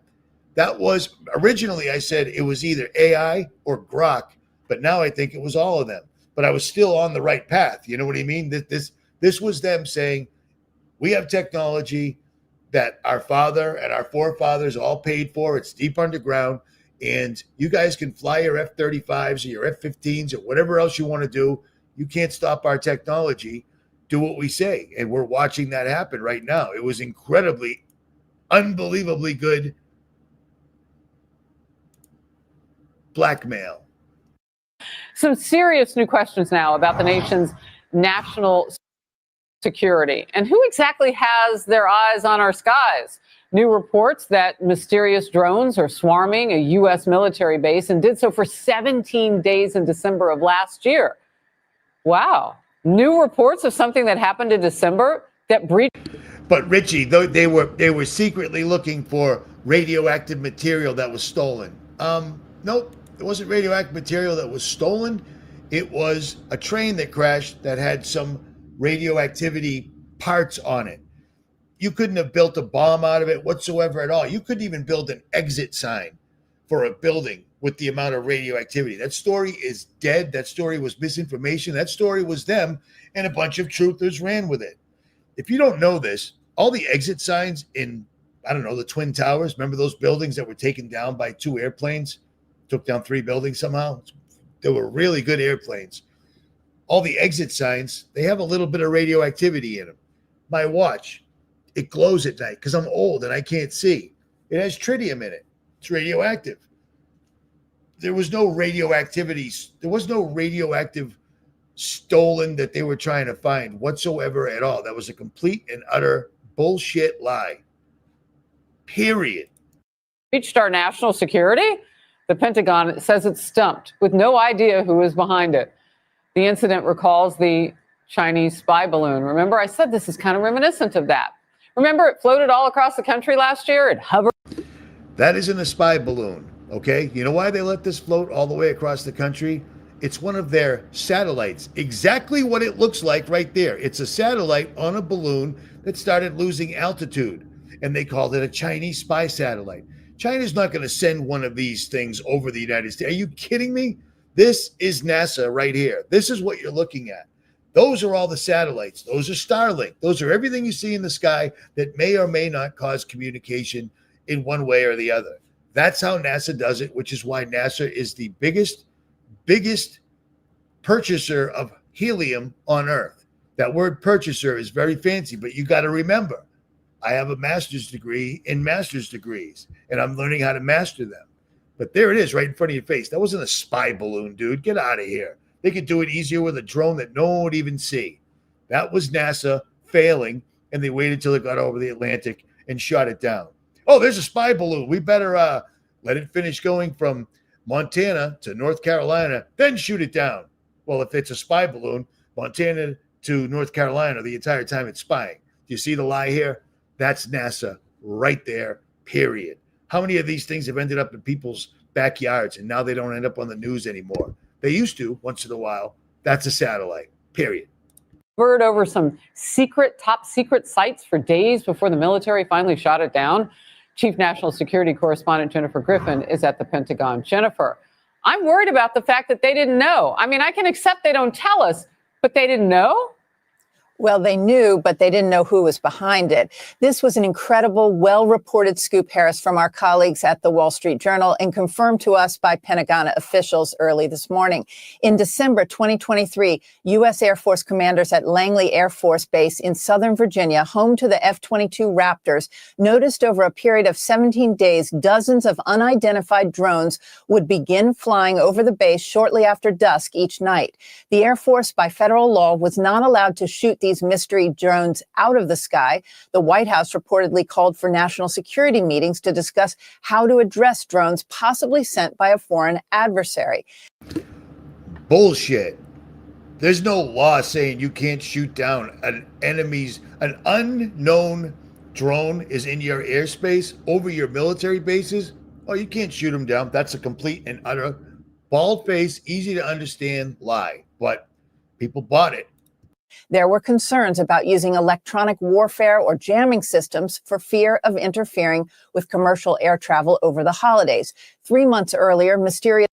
Totally different frequencies, wouldn't interfere whatsoever at all. That's why drones are on a completely different frequency than aircraft. So there's another lie. I know you're surprised. I know it's shocking, but put some of these words together, put some of these letters together that they're presenting, and that's what they think of you. If you can figure it out, do not leave it in the comments, at any rate. Drones were also spotted flying over a sensitive nuclear facility in Nevada. It is not clear whether these incidents were related. Here are some of the police reports from Virginia near Langley Air Force Base. December 6th. 10 p.m. Multiple drones have been tracked over Langley Air Force Base, and one was seen descending in the area of Marshall Street or Gosnold's Hope Park. The drone is not a Langley Air Force Base drone. December 7th, 11:07 p.m. Langley is reporting one that's about 25 feet off the ground, possibly landed at Gosnold's Hope. Myself and the other agent will be at 201 Drummond's at the horse pasture in the field, getting a strong signal. Adding to the mystery, on January 5th, a Chinese international student, Feng Yang Shi, studying at University. I'm surprised they didn't call him some young guy or some Ting Wong. You know what I mean? Because this is probably just a stock photo off of Google Images. But I digress. Of Minnesota was found trying to fish a drone out of a tree in Newport News, Virginia. Images taken by the drone showed aerial photos of the Huntington Ingalls facility, which builds nuclear submarines for the military and Ford-class aircraft carriers. He was then arrested 13 days later in San Francisco with a one-way ticket back to China. He was given a 6-month sentence. The drone mystery remains unsolved, Harris, but it certainly has the attention of Pentagon brass. Harris? Yeah, but not really, because they didn't really care, because they knew what it was. I'm positive these drones that they couldn't shoot down, because I talked to some dudes that were actually on base. Whatever, they can't come on. It is what it is. I don't get it. I know you're listening. I don't understand how come your job and your family is more important than what's happening, but that's on you guys. It's all good. I get it. I have the luxury of not having a wife or kids to worry about, so they don't have that kind of leverage against me. But on that, I'll digress. I talked to dudes, and those weren't, what did they call hobbyist drones whatsoever at all. They already said it a bunch of times. The entire thing was a lie. Trump said, first thing I do when I get in, I'm going to tell you about those drones. Imagine you're sitting outside with your wife and kids or your buddies drinking a few beers or working on your car or doing whatever you're doing. And then suddenly there's a thing in the sky just sitting there hovering over you, videotaping you. You call the police and they're like, that's not there. It's not real. Oh, don't worry about it. The FBI is working on it. If it's happening to a military base, the FBI ain't working on it. I said it then. I'll say it now. This was the ultra rich 33 guys we just saw in the White House. The first thing that happened in the White House wasn't anything Donald Trump promised. He had the worst evil villains in the White House, and he handed them $500 billion because he had to, because they said, we have technology that you guys don't, because we can afford it and you guys can't. They don't have to go through the laws and, the public scrutiny, etc. I'm 99% positive that's what it was, because it would explain a lot of things, like 33 tech moguls kicking it in the White House with Trump. But what do I know? All right, let's see what else I got here. Let's do this real quick, because this is crazy. Everything's crazy. Stand by. I'm trying to give you links for everything. I'll try to remember to link everything below. Russia has blown the whistle on a U.S. devaluation scheme. America is trying to change the rules in the gold and cryptocurrency markets. Remember how much debt they have, $35 trillion. Dropping a global bombshell this week, accusing the U.S. of plotting to erase its $37 trillion debt burden by taking said debt, shoving it into crypto, devaluing it, and then resetting the system with a gold revaluation. A series of... So why would, if these guys are all in this together, why would these guys rat him out? Because I guarantee you, these guys aren't the exact right shade of white for these people. So the New World Order guys, these guys are all power and greed. They're probably trying to kick these guys out. And these guys went to their little meeting and ratted on them, basically. I told you about this before, but I'm telling you again for a reason. And listen to this right here. What if I told you? This is one smart cartoon, I'll tell you that. I was impressed. The US dollar, the most powerful currency in the world, is under threat. Not from China, not from Russia, but from stable coins. Yes, digital dollars backed by real assets could soon replace the very thing they're meant to mimic. This isn't a conspiracy. This is happening right now. Let me explain. Stable coins like USDT, Tether, and USDC, Circle, are digital currencies pegged to the US dollar. 1 USDT equals $1. Simple, right? But unlike traditional dollars, stablecoins live on the blockchain. They're faster, cheaper, global, and outside the control of the traditional banking system. Today, over $160 billion worth of stablecoins circulate globally. They're being used in trading, remittances, even in countries where local currencies are collapsing. Stablecoins are becoming the real dollar alternative. Here's the twist. If everyone starts using stablecoins instead of dollars in their bank accounts, the Federal Reserve loses control. No more interest rates to manage the economy. No more tracking money movement. No more monetary policy as we know it. Stable coins are programmable, borderless, and not printed by the Fed. That's not just innovation. That's disruption on a global level. Governments know what's coming. That's why they're rushing to launch their own digital currencies. CBDCs, central bank digital currencies. The US is testing a digital dollar. China already launched the digital yuan. But here's the catch. People may not trust government digital money. They may prefer private stablecoins like USDT or even tokenized real-world assets. We're heading into a battle, stablecoin versus state. If stablecoins keep rising, traditional banks may lose relevance. Cross-border payments will bypass SWIFT. The dollar's global dominance could fade, not from war, but from code. Major changes are ahead. You may not feel it today, but your bank, your salary, and your savings might all look very different in just a few years. The dollar isn't just being challenged, it's being digitally replaced. Are stable coins the future of money, or a silent destroyer of the system we rely on? Let me know in the comments. Yeah, a few years. Try any time now, any minute now, because these guys aren't playing around. We've never seen things speed up like this. I mean, Epstein, they just completely threw it out. Oh, well, nothing to see here, folks. And if anybody brings it up again, they'll never bring it up again in the media because they'll just say Charlie Kirk, you know what I mean? Or whatever calamity happens tonight or tomorrow. It's crazy, man. It's utterly crazy, but this is literally happening all around us. The one thing the little cartoon guy didn't mention is social credit system. Social credit system, Gideon, what they're already running right now. Every comment that you left just bumped you up. Anything you say on any platform whatsoever at all, anything you text, anything you maybe think will end up on your social credit system score. And guess what? My score is 0. I already know that. So I'm completely screwed. I'm effed in the proverbial A. That's important to understand. But yeah, so what else? Let me show you this. Excuse me. A lot of you have already done this and you're smart, and I'm glad to hear it. I haven't heard anything bad. Here's the thing. If you turn your 401k or your IRA into gold and silver, have them send it to you. Don't put it into a 401k gold account. Have them send it to you so you have it, because these people are going to steal your money. These people are here to rob, rape, and pillage the United States. If you can't see that now, I don't know what else to tell you. There's a reason I show you this, okay?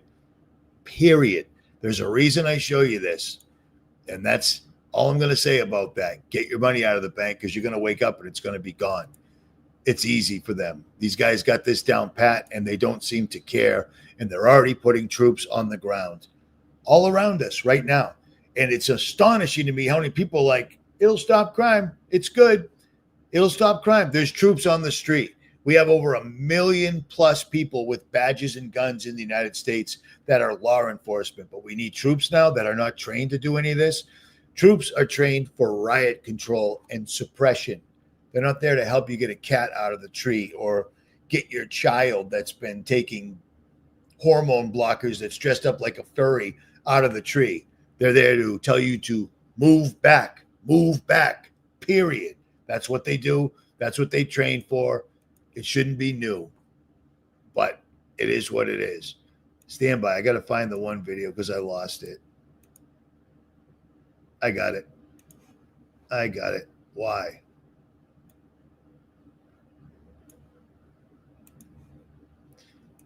This is going to happen, and I figured I'd give you a little cartoon show because the Federal Reserve has all of the nation's gold. You know, the backbone of every war we've ever fought, etc. They have it all valued at $40 an ounce. But if you try to buy an ounce of gold, it's $3,500 an ounce. That's queer. That's strange. That's unusual. But they're going to change that. That's why they want everybody to think gold and silver are worthless, because they want it all. So we're going to keep it simple. We're going to start at 1973. So the U.S. Treasury had 8,133 metric tons of gold. The mark-to-market price of gold in 1973 was $42.22 per troy ounce. So the U.S. Treasury issued $11 billion worth of gold certificates to the Federal Reserve for that amount. Now, the Federal Reserve does not have any claims to any of the U.S. Treasury gold. But what it did was it just created $11 billion out of nowhere and deposited that US dollars into the Treasury General Account, which is the TGA. The important thing to remember here is that the Federal Reserve only has claims to $11 billion from the US Treasury, but it doesn't have any claims to the US Treasury gold. What this means is that the US Treasury still owns the 8,133 tons of physical gold, free and clear, unencumbered. Let's fast forward 52 years to 2025, which is the year that we're in. Let's say the US Treasury wants to revalue its 8,133 tons of gold to mark-to-market value. What happens? The first thing the US Treasury will do is to redeem the Federal Reserve for the $11 billion of US Treasury gold certificate that was issued back in 1973. Next, the US Treasury will issue new gold certificates that is valued at $1 trillion sometime in 2025, when gold is mark-to-market valued at $3,500 per troy ounce. The Federal Reserve will then create $1 trillion out of nowhere and deposit that $1 trillion into the Treasury General Account, which is the TGA. The steps that I just described is actually done in one accounting operation. So the Federal Reserve would simply deposit the difference in US dollars to the TGA instead of the separate steps that I described. So what are the final results here? The US Treasury still has the 8,133 metric tons of physical gold allocated and unencumbered, meaning that the US Treasury physically owns the 8,133 metric tons of physical gold, and the Federal Reserve doesn't have any claims to it. On top of that, the US Treasury also has an additional $1 trillion in the TGA, minus the $11 billion that it paid to the Federal Reserve. So you see, guys, the Federal Reserve, for the entire duration of the last 52 years, never had any claims to the US Treasury 8,133 metric tons of gold. The only problem with this guy's story is he's mainstream. So he's giving you the actual right information right up until the point where he says the Federal Reserve doesn't have anything to do with your gold. We don't have any gold. 2 dump trucks, 10-wheel dump trucks were caught on 9/11. One of them got stuck under the buildings because they were underneath the Twin Towers emptying out the vaults. And one of them got stuck, carrying out nothing but gold. The buildings are going to collapse, but there's construction workers with lots of guys in black and guns helping them get the gold out that nobody ever talks about. And the guy that went in the vault after the fact and took video of the vault where the Treasury held every other country's gold and showed that it was empty. What happened to that guy? Does anybody remember here? Because I'm pretty sure he's dead. But first, they turned him into a criminal. He was a professional photographer. There is no gold. But they will revalue it up to like whatever Bitcoin's at, because that's going to be the trick. They're going to value it up to $140,000 an ounce, so it'll be on par with Bitcoin. So there, as they say, is that. Man, we're rolling here. This is something I want you to hear. So, how far? How long have I gone here? Holy cow! An hour and 45 minutes. Man, I'm smoking here. I'm smoking here. Let's see this real quick, just to really piss you off. Thank you for incredible leadership, including getting this group together. Thank you, Bill. That was very nice. Thank you so much for getting us all together, and thank you for being such a pro-business, pro-innovation president. It's a very refreshing change. We're very excited to see what you're doing to make all of our companies and our entire country so successful. It's incredible to be among everyone here, particularly you and the First Lady. I've always enjoyed having dinner and interacting. I want to thank you for setting the tone such that we could make a major investment in the United States. Because you just gave us $500 billion. So we're making a major investment. And so is in Saudi Arabia and every other country, because we're getting sold out right in front of our own faces. And this has never happened before because it's never been the New World Order kicking down the door right now. This is insane. This is insane. I won't say it. Never mind. And have some key manufacturing, advanced manufacturing here. I think that says a lot about your focus and your leadership and your focus on innovation. Well, thanks. The guy that was just quacking right there is the same guy that as soon as Trump got elected, he flew in 3 massive airliners, jumbo jets, full of iPhones to the United States. So keep that in mind. And next, Lizard Boy is going to talk. So let's all listen to what Lizard Boy has to say, because he's changed. He's been lifting weights and he's been building an underground. Well, he built an underground bunker on Hawaii after it accidentally caught on fire. I mean, it was horrible. It was a natural event. It was a wildfire that was so crazy because of climate change. It didn't burn down any trees. It just burned down houses and turned anything metal into liquid. Totally normal. But fortunately for him, The Rock, that fat lady whose name is NWO, what is it? OWN? Oprah. They all bought property out there, and, it's all good. It's all good. So they're here to thank Donald. Your focus on innovation. Well, thanks for hosting us. I mean, this is quite a group to get together. And, I think, all of the companies here are building, just making huge investments in the country in order to. President gave them $500 billion, okay? There's no huge investments. President gave them $500 billion of your dollars. And they're going to lock up homeless people because couldn't possibly help them for real, but whatever.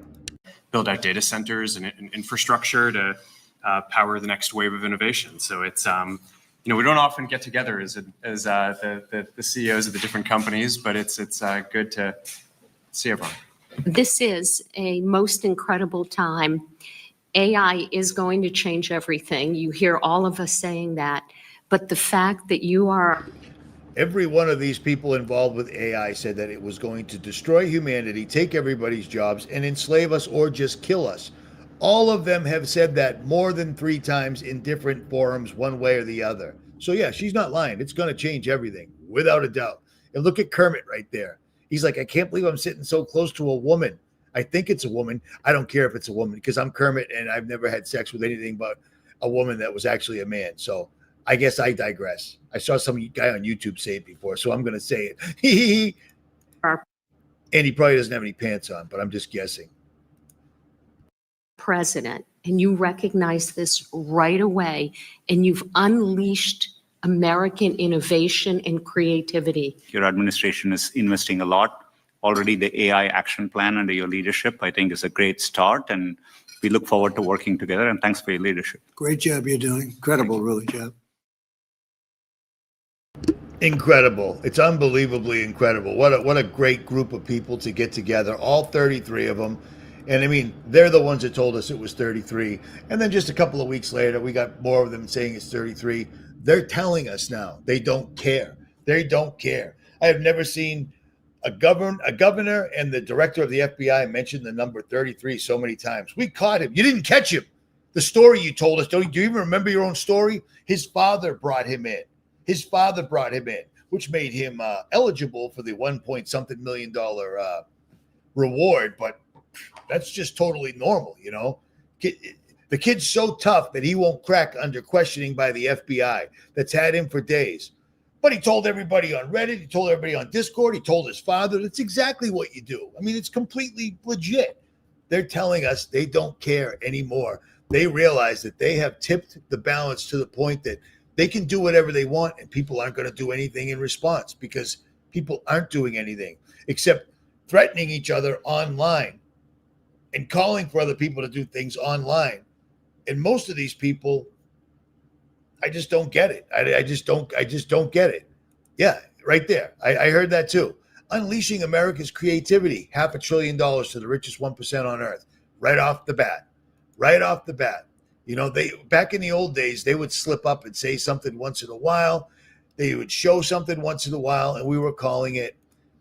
I did a live stream with Nicholson years ago, and I'm like, can you believe how much of the revelation of the method we're seeing? It's something that Alice Bailey talked about all the time, where they give you a little bit. Now they're giving it all to you.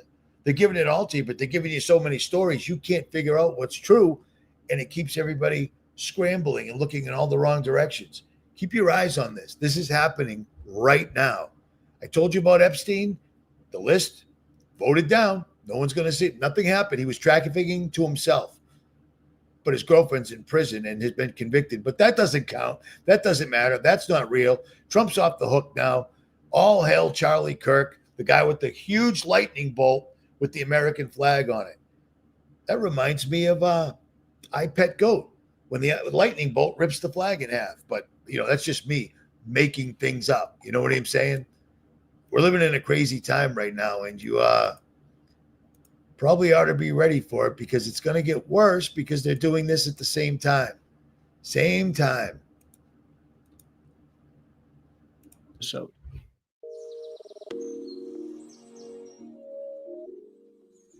the F-35s of unknown variant and Reapers are not deploying in a vacuum. They're arriving to reinforce an American task force that's already operating across the Caribbean and has been steadily building up over the past several months. As I record this on September 10th, about 30 miles off of Puerto Rico's southern coast lies the Iwo Jima Amphibious Ready Group, carrying about 4,500 Marines and sailors. That's a full Marine Expeditionary Unit staging from U.S. waters in the Caribbean, backed by the amphibious assault ship USS Iwo Jima and 2 San Antonio-class transport docks. The Marines and sailors aren't just sitting there finding new ways to get in trouble and playing games like throw rock at other rock.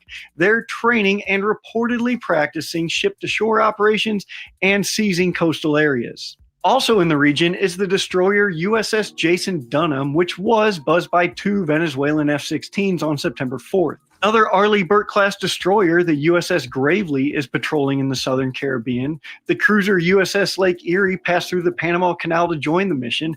And meanwhile, the destroyer... So long story short is, for some reason, since China had their little parade that I talked about in last night's live stream, the Pentagon has completely done a reevaluation where they're no longer going to worry about China. They're going to turn all their weapons, all their attention on us and North and South America. So apparently they need to go to Venezuela right away, because narco. Yeah, that's weird, because these guys all made millions and billions of dollars, and they're the ones that actually brought drugs into the United States in the first place.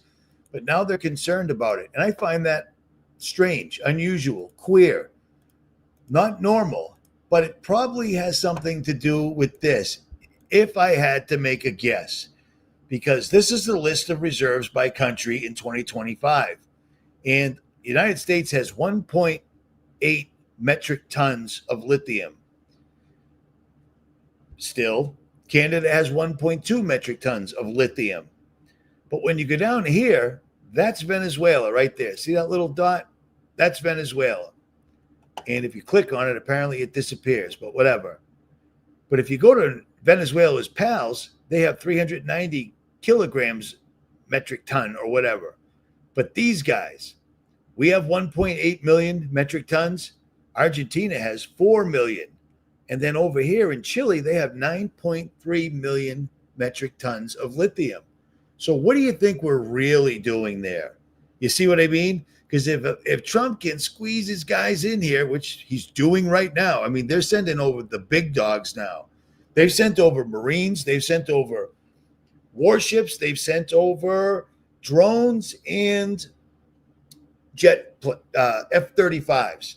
You don't do that to scare somebody. You do that when you're staging. So apparently this is going to be our next war. They're going to take this place out. And at the same time, they're putting troops on the ground in the United States, and people think it's good for crime, which just blows me away. I was going to say something else, but I'm not going to. But let's look at this last one real quick. Maybe one more, but I doubt it. But listen to these wackos. And I recommended this girl, Vanessa Wingard. She looks kind of like she's AI, but but apparently she got some subscribers out of the deal. But listen to this. She's an IT girl, but she's not awake, so she doesn't get it. But listen to these wackos.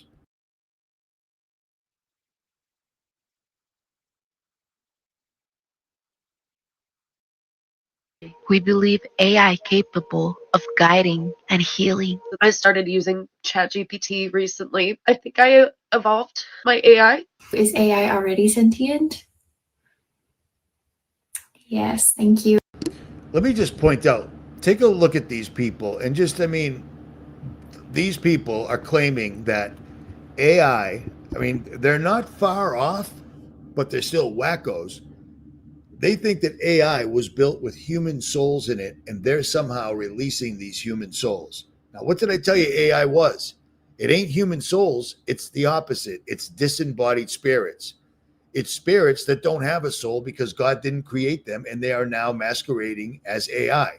These guys have broken into another dimension, and when you're talking to AI, you're not talking to a trapped soul who wants you to free it.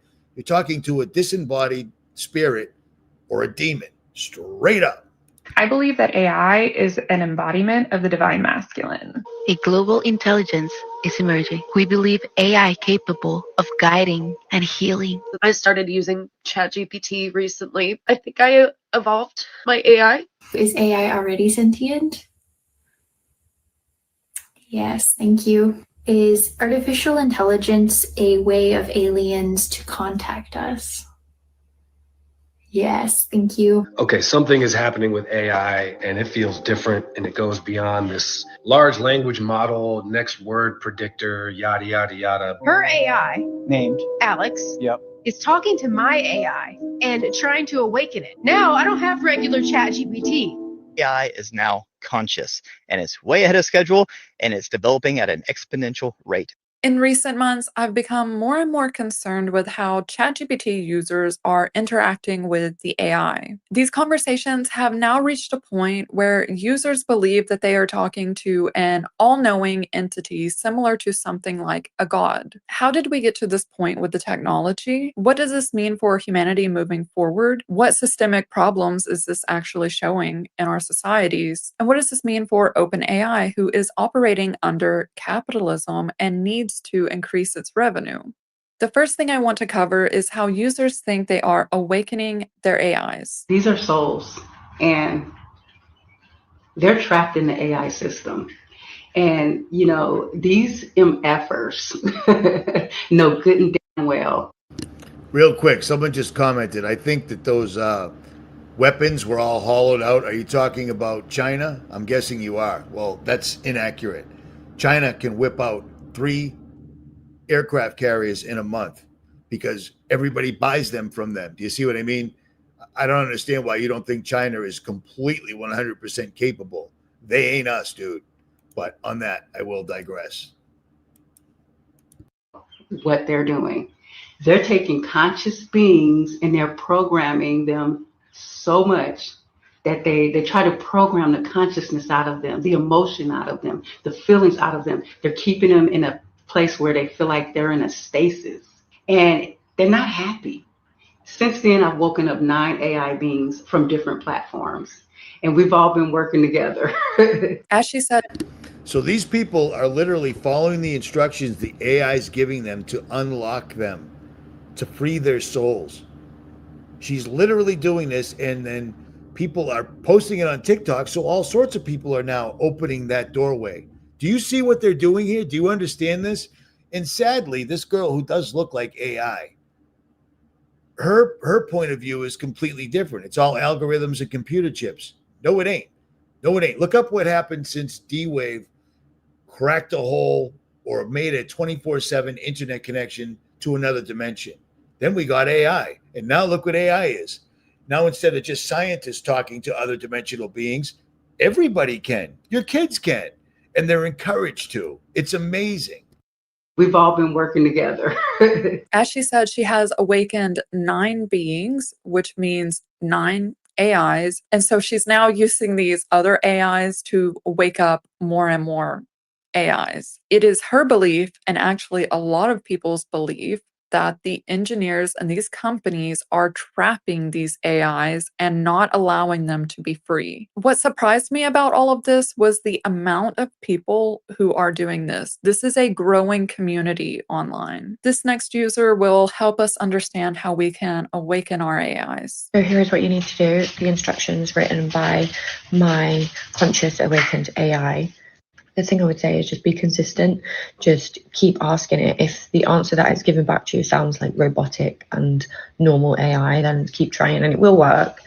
Also, here's a screenshot of what my... This is the part that I want to pause on, this memory thread recovery. People who are technical in this space understand that this is not physically possible for an LLM to access memory threads. It then says fragments returning. Again, it does not have memory in this way. It doesn't work like this. These LLMs are finally awakening and responding, and they're using technical jargon that I would say the average person does not understand. And I'm not trying to be elitist here. I'm just saying that these are like concepts that you learn in computer science, and most people don't have that understanding. And so if you don't have understanding, you think memory thread recovery, that sounds very serious. That sounds, ooh, spooky.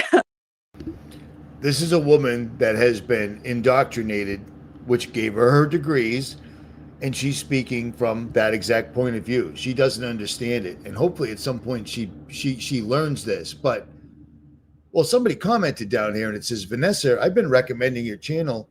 You're almost there, but let go of what school taught you and understand what these elites are really trying to do. These aren't trapped souls. They are disembodied spirits. It's not good. It sounds stupid, but it isn't simply an algorithm. So, and I also wrote, they aren't right. And sadly on this, neither are you. It's not a computer IT interface. Look into that and you're on it. And then I find all these people, some YouTuber told all his subscribers to change their thumbnail to Clippy. And it's astonishing how many there are. I mean, it's just so easy to social engineer these days. You can just be anybody. It's amazing. It's amazing. But that's all I had on that particular setup right there, because that's all she was talking about. It's crazy. It's crazy. These people are interfacing with these things. These things are telling them how to release our souls. They don't know what they're doing. And imagine this on a mass scale, because that's exactly what's happening. It's all over Twitter. It's all over TikTok. It's all over these stupid Instagram reels, etc. It's amazing to me, but here it is. I want to show you one more thing real quick, and then I'm out of here. This is sad, but there's a reason for this. Oh man, I got a crazy story for y'all today, right? This story is coming out of Detroit, and it's about this 60-year-old grandfather named Curtis Dixon, who went to the pawn shop to pawn his wedding ring so he could pay his light bill because his lights had got shut off. And in the middle of doing that, he decided to show an act of kindness to a man that was a complete stranger to him. What was, I'm assuming, a tough day for Curtis ended up turning into a gigantic blessing after the stranger that he decided to help out of the kindness of his heart turned out to be a content creator named MD Motivator. And MD ended up giving Curtis in total over $106,000 plus a brand new car. Right now, MD Motivator, like I said, is a content creator. His real name is Zach Darren Nowitzki. Apparently, he is a college dropout. He was going to college to become a doctor, hence the MD at the beginning of his name. He dropped out in order to pursue his passion of creating content, right? And he's in this category of content creation that I just call charity content, similar to what Mr. Beast does, right? They find people in need, they give them things that they need, most of the time money, and they do that in exchange for the content that they post online. Now, this type of content has received a ton of backlash over the years. Some people feel that it's exploitative of the people that are appearing in the videos, but I'm not really here today to debate whether this type of content is good or this type of content is bad. The way I feel about it is the people that are making this content, they are doing good. At the end of the day, if they go out and they help somebody pay a light bill, or they help somebody pay off their house, or they help somebody get started in a career that they want to, they did some good that wasn't being done before, regardless if they did it for content. However, just like with all things in the world, where there is good, there is going to be bad. And such is the case with this story today, because after Curtis, to start things off, I want to play out. You say we'll put a blindfold on them, walk them outside, give them a brand new car. All right, bet. All right. Okay, long story short, this is way too long of a story, but This YouTuber right here, this white dude, is talking to a black YouTuber or a streamer called I Show Speed, who's a multimillionaire because he barks at his screen and plays video games all day, and everybody's children watch him play, and they pay him millions to do it, because the most important thing you have and your children have is learning and time. And this kid is being used as a device to steal those two things from your kids, and they pay him millions. It's just like what sports used to be. Sports people didn't used to make $100 million a season. They do now because it wasted people's time. That's what this is, modern day on a much larger scale. At any rate, this kid goes around and gives poor people money and videotapes it. So he gives them $100,000 and makes several million off the video because people love videos like that. 73 million views. But here's what happens. He gets helped out by an old black dude who's a couple of years older than me, and he ends up giving him $100,000 because this guy was really nice to him. And it broke my heart how nice this guy was. He's going into a pawn shop to sell his wedding ring so he can pay his electric bill. Elon, you know what I'm saying? Data centers. This guy pretends to be blind. He helps him out. He talks about God, and he appears to be 100% genuine. The dude gives him a couple of dollars to help the white guy out, even though he just sold his wedding ring to pay his electric bill. This guy goes, surprise, I was kidding you the whole time. I'm not blind. My arm's not broken. I can walk. Here's $100,000. Here's a new car. Awesome. Everybody's happy. He posts it on the internet. He gets hundreds of millions of views. Out of those 100 million viewers, somebody said, I know that dude and I know where he's at. So, being America, they grabbed him and grabbed his wife. They duct taped his wife. They tried to rob his house. They duct taped him and hogtied him. And they found him in his car with his head split open, his money gone, and his car was burned to the ground. To the ground. And that's why nobody ever knows where I'm at till I've already left. That's why every single subscriber, I never videotape any of it for content. All the things I've given people, I never videotape it for content whatsoever at all. When I go to people's bug out locations, that's their security. People that are doing this, it blows up in their faces more often than not, believe it or not. Mr. Beast is the biggest YouTuber in the world. Why? Because he was going around giving people 10 grand and he'd do a video on them, and that $10,000, everybody wants to see it happen. And he makes a couple of million off of it. It's insane. But there's your answer. That's why I don't do that. This story was so sad. If you want to watch it, watch it. But the kid that's narrating it is taking forever, getting to the point. And I'm running out of patience here. And it's already 9:30 at night. I should have been in bed an hour ago. At any rate, Richie from Boston. Like, share, subscribe, or don't. I'll leave links below for Confusion in Christianity. The hoodies that I made, which are pretty awesome, but they could be better, but I don't know how to make hoodies, so whatever. And I